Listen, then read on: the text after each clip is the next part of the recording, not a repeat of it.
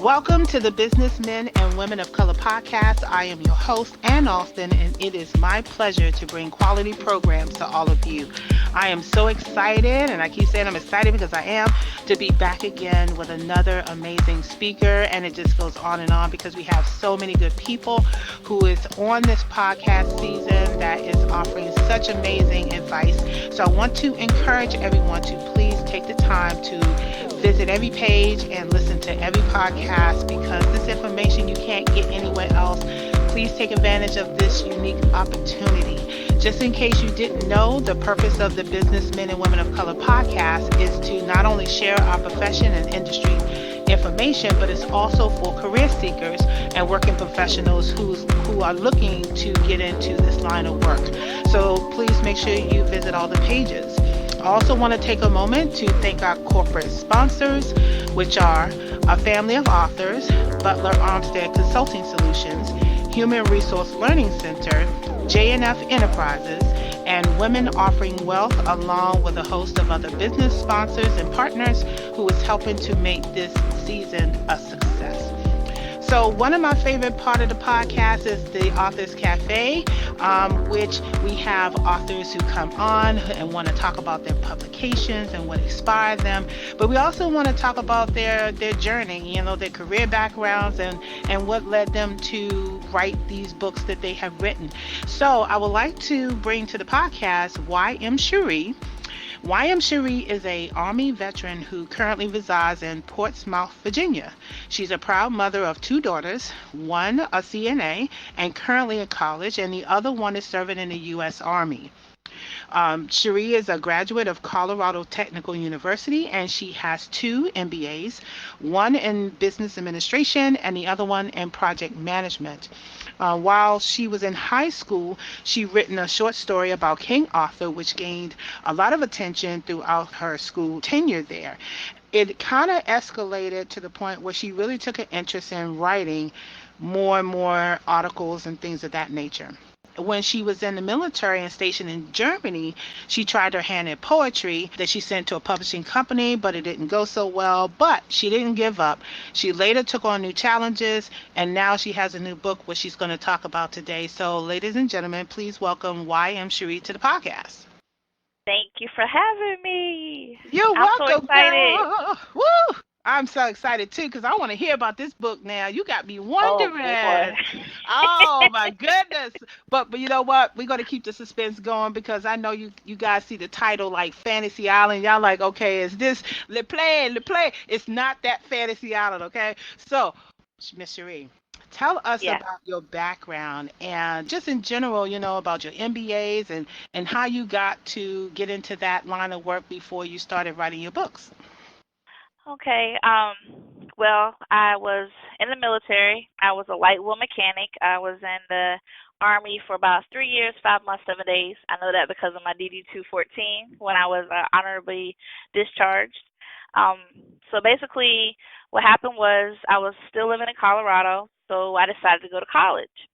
I went to college. I received my associates in information technology, got a bachelor's in ISM, which is information systems management. Then I didn't want to stop there because they said after you get your undergrad, a lot of people take time and they wouldn't go and get their grad. So what I did was I went and was going for my business admin. And one of my electives was project management. And I did a little bit of project management in my undergrad. So the counselor told me that, if I do a couple more classes with project management, I could do a double an MBA. So that's what I did. I got my business admin, then I got my project management. I did go for a year for my doctorate, for my PhD, which I was going for, what was it, organizational change and development, but I just got overwhelmed with it and I just couldn't do it, so I stopped. um, so what happened was I went and worked at a hospital in Fort Carson.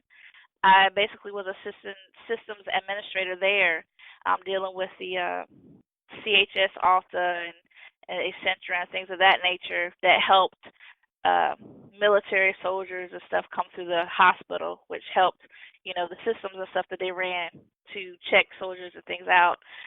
With that being said, the company I worked for, I was ready to come back home because I was away from my family for so long. I was moved out here, back home, worked in Falls Church as a systems admin, once again for the military. That didn't work out too much, so then I started working at Tyson Foods, which I started there when I was younger, Hmm. and worked there actually before I went into the military. So it's like I came full circle and went back. I was a HR manager for night shift, and I also was an employment manager. And I worked there for about almost 4 years. Before I left, I went on the floor as a manager, and with the concrete floor, working 13, 14 hours, damp, wet, cold, concrete floors, I kind of got injured and hurt my leg and had surgery. And ever since then, I haven't worked since 2014. Oh, And so wow. I kind of got depressed because I was injured, not able to work, gaining weight, just you go from a woman that's so used to taking care of everything, and then you have to depend on somebody else to take care of you. So I was going through a lot of stuff, fighting with VA about my medical stuff and things of that nature, and that's how I got into writing again. Which what happened was I was on Facebook, and I'm a fan of Mary B. Morris and Honey B, the author, and she had a group she created called Write a Book in 90 Days Challenge. And so I was like, well, I haven't written in a long time. So I was like, let me see what this is about. Come to find out, she challenged people that were interested to write a book in 90 days. And, she would do little videos and stuff and answer questions, which I thought was really impressive because, I mean, she's a best-selling author. And she took out her time to individually answer questions to people that posted them and even, listen to them and then even put the answers into a video to help us. And so I think I started writing April 2015, and I think I finished my book. I wasn't in the 90 days, but I think I finished my book in August, my first one, and then it was published October 2015, and here I am, 4 books later, working on my Wow. fifth. Okay, so that is an amazing journey, but I kind of want to take a step back for just a second, only Okay. because there was a couple of things that and this is for anybody who's listening to the podcast who's thinking about going into the military, because I know my son went to the military, it didn't work out so well, and I think it has happened for so many people. But I want to speak to the people who are thinking about getting in the military. What was some of the defining things that you felt that didn't work out with the military? Because it's not for everybody. It's not for everybody, and it kind of goes to the theme of this whole entire season is using your purpose. And I kind of want to get your perspective of being a female in the military. Well, you are right. It's not for everyone because my daughter, she's getting ready to get out because it's just not for her. She's been there for a year and she's about to get out. It's just too much for her. Um, I think it was, to me, it was hard. Basic was hard and AIT was hard. And I picked a profession, MOS, basically is what it is. My job in the military is a light wheel mechanic. I was a mechanic, and you don't see too many women as mechanics in the military. Back then, when I was in, there wasn't very many. It's like I had to prove myself all the time because my first duty station, I was in Germany. And when I got there, there were 2 sergeants, and they were the only mechanics. And we worked underneath the brigade, which fell underneath the colonel of the post. So, we fixed their vehicles. There was one sergeant that was, over the tanks, and then the other sergeant, my sergeant, was over top of the vehicles. But they cross trained me.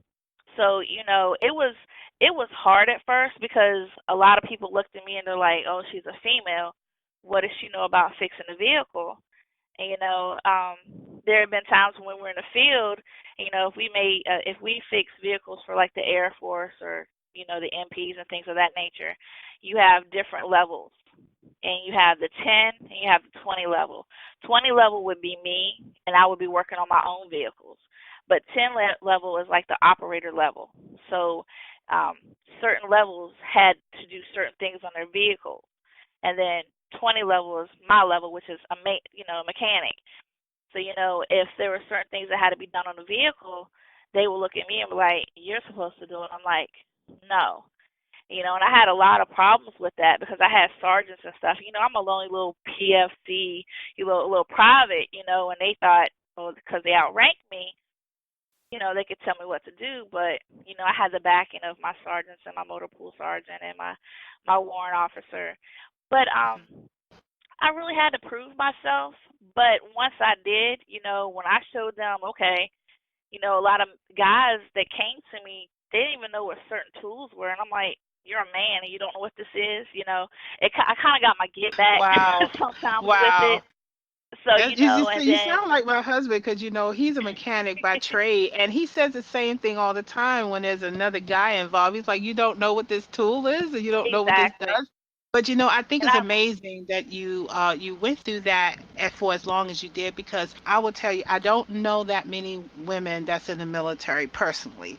Last year I had a phenomenal lady who was on the podcast, who was the first brigadier general in her that's segment, impressive. and just her journey, as you was talking about your journey, just kind of reminded me of the similar things that she went through and that you are going through, and then maybe your daughter is also going through. But Yeah, I wanted to kind of drive home this point that it just still speaks to the theme of the podcast, is that you have to know what your purpose is and choose the right career. I think it's not for everybody, and I want people to be really informed, which is why I have these amazing guys on here, and MC Cherie. She's telling you it is not for everybody. It is very hard work, despite what they say about all the benefits that you can get. You have to really put in a lot of effort to be a military personnel.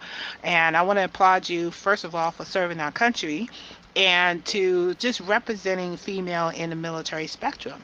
So once you realize that this is just not working out, what was it that was in you, that how you love to write? Because that's one of those things where people have to have a knack to doing, the visionary.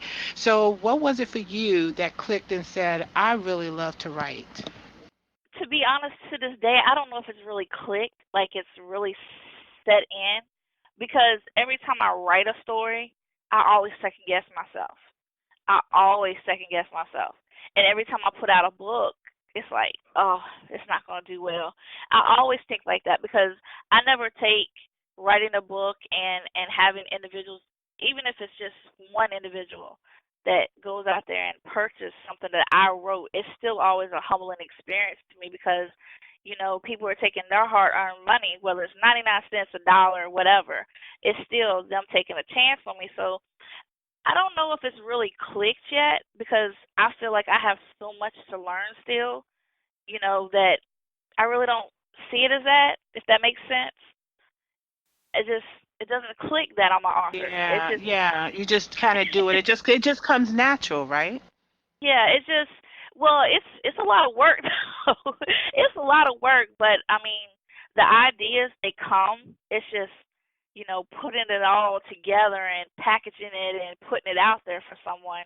But I mean, I think it does take a lot, just like, going in the military. It's more of a mind frame than anything. You have to be able to deal with a lot when you write these stories. I mean, you have characters, you have things that don't flow correctly. So some people think it's easy, but it really isn't. I used to read a lot of books, and I still do when I have the time, but I'm just like, when I used to read, I'm like, dang, they just make these stories flow so well. I'm like, that's easy. But then when I sat down and started doing, I'm like, good grief, this is no joke. This is not. You can't take it for granted, and I don't now that I do it. But it's a lot of work.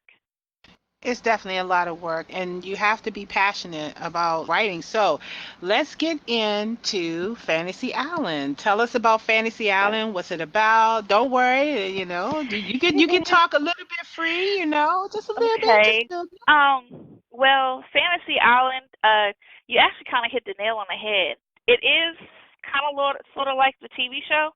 That's where I got the idea from. Because I used to watch Fantasy Island as a kid, and I actually was thinking about like old TV shows, and for some reason Fantasy Island popped up. And the reason why I wrote Fantasy Island is, for one, because I had so much space between my first series, which is Purple Haze, and so I plan on writing in different genres. So I said, okay, I'm gonna put another erotica story out to give my readers something to, hold on to until I get back to the end of my other series, Purple Haze. So basically, it is kind of like the TV show. I do have like a Mr. Rourke, and I have a tattoo kind of sort of.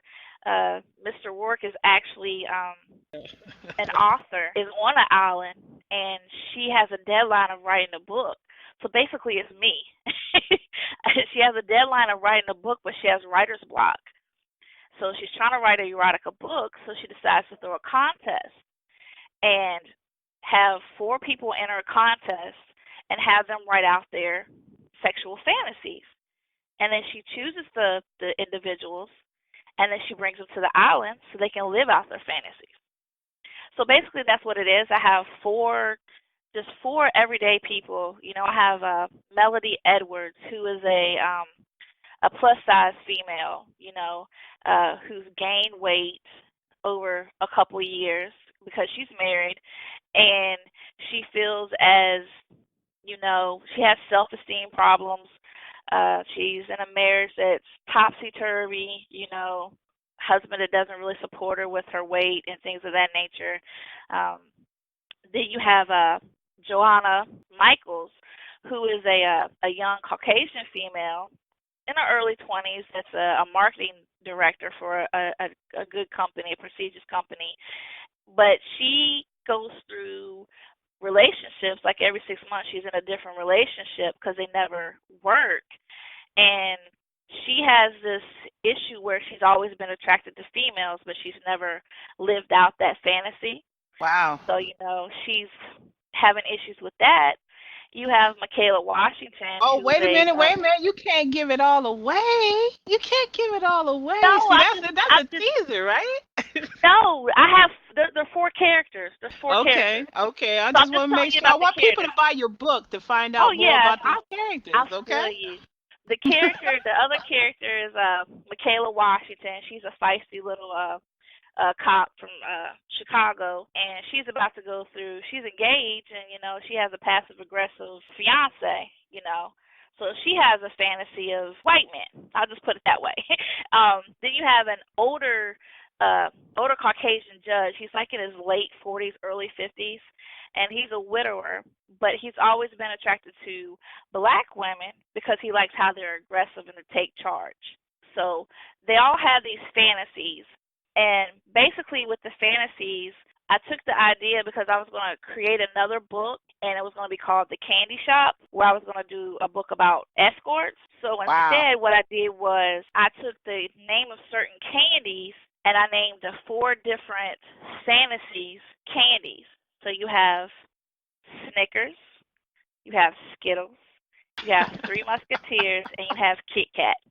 Those are the candies that are in my you never think of candy the same after you read this book. No. You definitely won't. You definitely won't. But that's how the story came about. Okay. So, I want to do everyday people, but when I write my erotica, I hit on stuff that some people have thought about or they want to do, but they're scared to do so. So I try to do it so they live vicariously through my book. Yeah, and that was going to be my next question. Why erotica? What is special about that particular genre that you gravitated to? Because I've always been called nasty Nikki because of how my mind works. I'm just open, about sexuality. What is the word I'm looking for? I'm an author and can't even think of a word. Yeah, I think you said it eloquently, that you're open, that you're very open-minded to it, and it just comes out in your stories, right? Exactly. Okay. All right, so let's talk about some of the other books that you've written, because I know you have like 3 or 4 books out there, right? Yes, I have 4 altogether. Okay, let's hear about the other books. Purple Haze, you have 1 and 2 because it's going to be a 3-book series. Basically, it's a erotica interracial romance.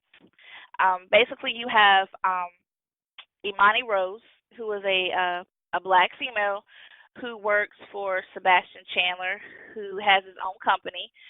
She is an executive assistant, but she has been to college with her bachelor's. She is really overworked. She has no social life. She went through a bad breakup like 6 months ago. You have Sebastian Chandler, who basically has been, you know, burnt before by an executive assistant that he had a relationship with, but he has an attraction to Imani, and that's why he calls her his exotic fit forbidden fruit. Uh, so basically, you have a night that happens at an underground sex club called Purple Haze, and she runs into a mystery man named Zorro. So basically, what happens is she's kind of like in a sort of a love triangle because her ex pops up. She has feelings for her boss, and she meets this mystery man. So there's a lot of stuff that goes on to into that, and then uh, the second book, I get more into, instead of the sex. The first book is more sex, and the second book gets into more of a storyline. There's still a storyline in the first book, but I get deeper into like Imani's background. And then the last book, when I do write it, it's going to get into Sebastian a little bit to answer some unanswered questions in the first and second book.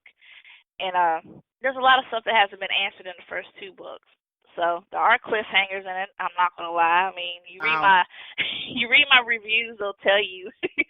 Some people have left Oh, reviews and told you what happens. So but it is what it is. Sometimes people will do that and make people read even more, so they can see what happened to lead up to that. So okay. All right. So I want to make sure everybody knows. I might have to put a disclaimer at the beginning of this podcast, right? That this is for adults only.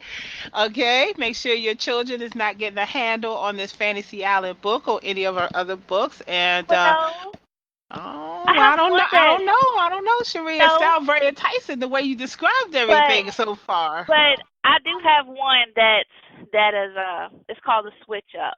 That was my second book that I wrote. It was kind of out of the pocket for me. It followed Purple Haze, the first one. So I hit him in the head with this wham bam, erotica, and then I slowed it down with the Switch Up because Switch Up has only one sex scene in it, and it's real vanilla. So the Switch Up is basically about two twin sisters. Okay. You have Simone and Celeste. They're identical, but you know how twins usually dress alike, act alike. These two are opposite. You have one that is, she dressed to flaunt her body and she wears her hair a different way, and then you have the other sister that's more, laid back and more about her writing. Well, she's a editor, so you know how stuff goes. Okay. But Fantastic.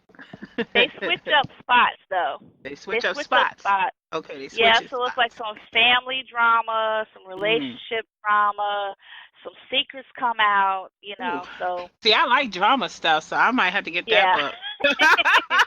it's See, kinda I'm it's a drama kinda buff. short. Yeah, short, but people have asked for another part of that book and it's supposed to be a standalone. But Okay. people want a part to that book. You Just want like to find something? they want a second part to Fantasy Island. They want another Okay. part, another series of that. And I'm just like, that was supposed to be a standalone, but Okay. they want another Fantasy Island too. Well, So I'm just like, I'm interested in this Fantasy Island. I haven't been able to read a good book ever since Terry McMillan's Disappearing Acts. I'm so behind in the times. I'm telling you, oh my that book goodness. was a cliffhanger for me. It had me on pins and needles the whole entire time, and then I led into her other book which I read too. But I'm not a I love reading books. My thing is that I want to read all of the books, but then I have all this other stuff going on. So I need to do a better job of Really? really picking up some of these novels and broadening my scope on the different genres. I know I have one erotica book, but it's actually just a bunch of poems. I've had Oh. this book for many years. It's a really, really good book where it's just have all these poems written from different people. It's one of those popular books that came out in the 90s. I still read that every now and then when I want to see a poem or two or a story or something of that nature. But we all need to know that there are people out there, such as yourself, that is taking a leap of faith to write these type of books. And so that's another reason why I love having authors on this podcast, because you just never know what people are writing is always fascinating. You get to learn more. And I'm definitely interested in learning and reading your book. So, what have you been doing any kind of other speaking engagements, any other type of events where you are talking about your book and things you're passionate about? I just did a blog radio show just the other night. I think it was Tuesday. I did one. It was Qatar's Cafe. I did that. I spoke to two females that interviewed me. Last week I did one with Sapphire. She's on Facebook as well. I usually do a lot of my interviews with Sapphire. She was actually my first interview I did when I first came out with Purple Haze. So I do a reoccurring show with her every time I drop something or if I'm getting ready to drop a book. I haven't really done any book events this year. I will be in Richmond, Virginia at the second India Lit Fest. It's at the main library, so that'll be the first for me. I was supposed to be in Maryland for the Sisters on Lit this month, but as far as speaking about my books, except for like the blog radios, I've done spotlights and stuff like in different groups on Facebook. But mostly mine are. I've done one podcast. I think it was about a year or two ago. So this will be like my second one. So Okay, and where are you from? Where are you from originally? I'm originally from. Well, I reside in Portsmouth, Virginia. So I'm originally from Virginia. Oh, So. awesome. Okay. So, as a speaker or doing some speaking engagements and as an author, in this networking event, from the people who are listening and those who are participating, what do you need to thrive? I think the biggest thing for me is support, whether it's one person or 1,000 people. I think support goes a long way. As long as I know that somebody's out there to at least give me a chance or just read what I write, I will continue to write. It motivates me. It makes the long hours and the headaches of characters talking to you nonstop to know that somebody's waiting for you to drop your next book. I really truly think that that is I think that's about the most important thing is to know that I have such a big support group, and then I have individuals that if I have a question, I'm able to go to them, and they don't hold back information. They freely give it to me, and I think that's why I pay it forward when individuals ask me questions. Anything that I know, or if I don't know, I try to make sure that I go do the research, and that way I know it, and that way I can pass it along to somebody that's starting out just like I did. Fantastic. And I just want to thank you for all that information and encourage everybody to pay it forward and patron our authors who are on this podcast. Purchase their book. They're not that expensive, and it's definitely something that we all need to start doing in terms of our minority communities, is to make sure that we nurture and foster our businesses. And please make sure that you visit all the sites, make sure you listen to all the podcasts, because this is important information that we all could use, and there's nothing wrong with getting good advice and learning about new books. So with that, I want to thank you, YM Cheries, for being on the podcast with me today and talking so candidly about your books. I'm very excited about it. I'm definitely going to be one of the ones that buy your book. Thank you so much for having me, and much success to everybody that is out here doing the writing or anybody that's part of this podcast. Awesome.